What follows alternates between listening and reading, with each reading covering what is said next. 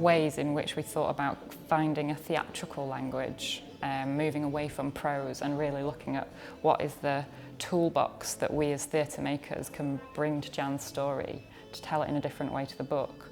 And movement felt like an obvious answer to that.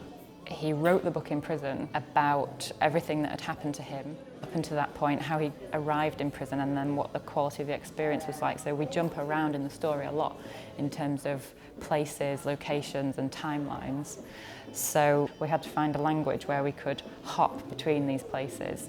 And so we worked with Ingrid, who was able to use movement in a way that you're able to take the audience on that journey really clearly without showing everything literally. Movement is used quite a lot when we are arrested, actually, and that's the beauty of it, is that there's so much more than you would imagine at first.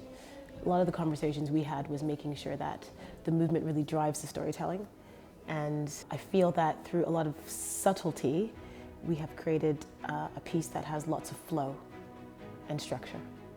It is told a lot in the first person, and that's all Jan's narration from the book, which we didn't want to change. He leaps around in terms of this happened and then this happened and then we were there and then we were there. So Ingrid was able to help us find a language to tell that in a really clear way without having to show everything.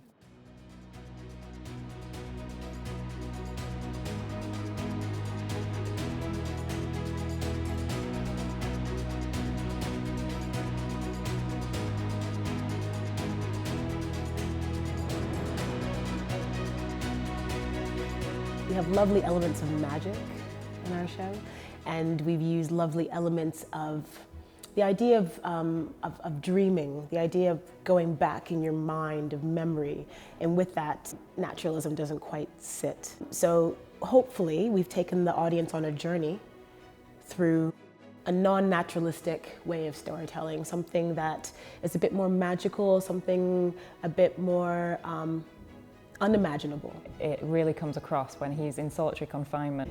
His journalistic instinct is to just write everything down, document everything, and his imagination starts to take flight.